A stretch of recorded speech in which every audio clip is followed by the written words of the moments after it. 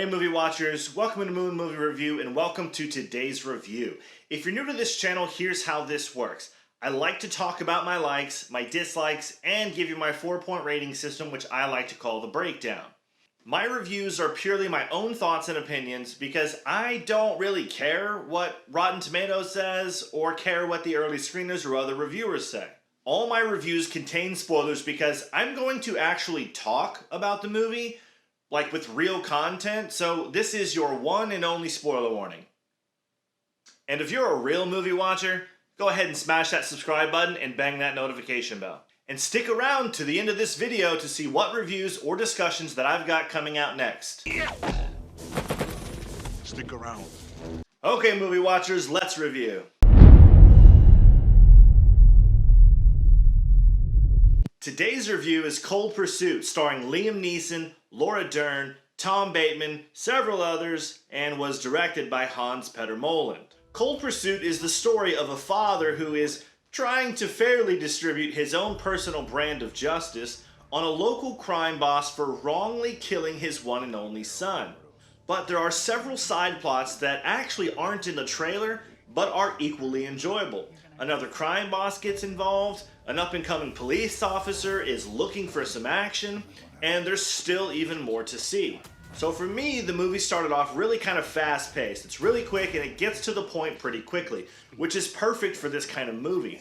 Liam's son basically dies in like the first 10 minutes. Liam's character basically almost kills himself, but then he starts to get some answers and just starts killing people. And I think we're off to a great start. Starting off with my likes. Like number one, I really enjoyed the comedy in the movie. It's very dark and dry, which if you knew me, you'd know is my kind of comedy. The comedy starts off with the dead son, but you don't realize it's comedy yet. It's dark and funny because they just leave him dead sitting at a cafe table out in public. It's one of those scenes that's just like awkwardly brutal, and then it's funny afterwards. It's great. It's like an A-rated, B-rated movie.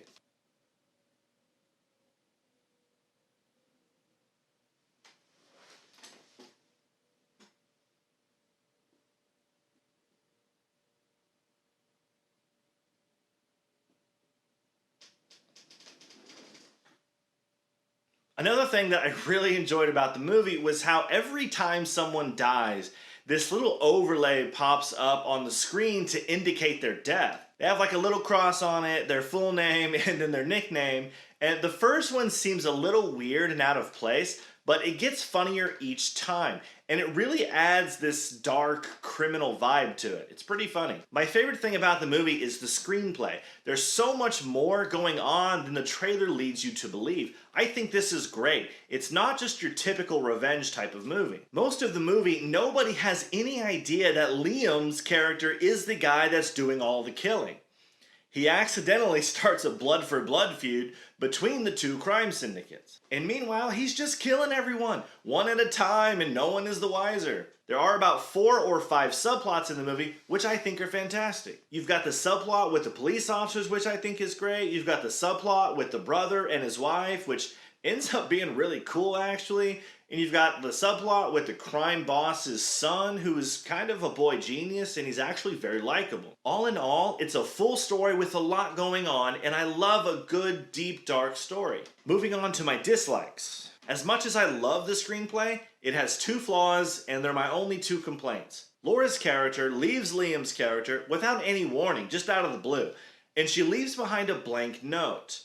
Now, why leave a note at all if you're not going to write anything on it? Also, Liam's character never goes and looks for her, although I'm not really sure where he would go look since she didn't really say where she was going, but nonetheless, I didn't fully understand that. Number 2, at the end, I'm not really certain what happens.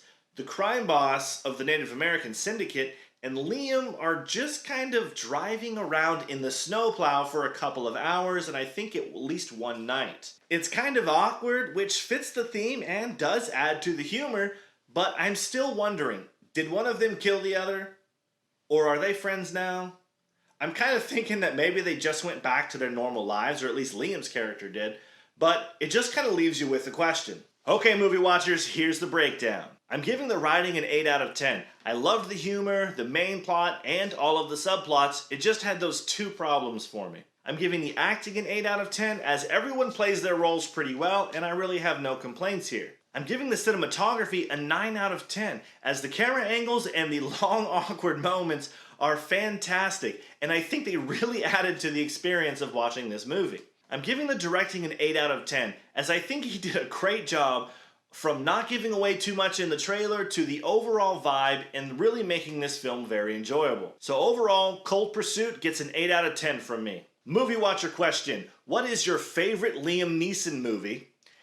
For me, this one is competition for the #1 spot. Thank you for watching. I hope you enjoyed this video. As promised, my next reviews are The Prodigy and my next discussions are Cowboy Bebop Part 2 and the new Alita Battle Angel. So check back soon for those guys and I'll see you on the next one.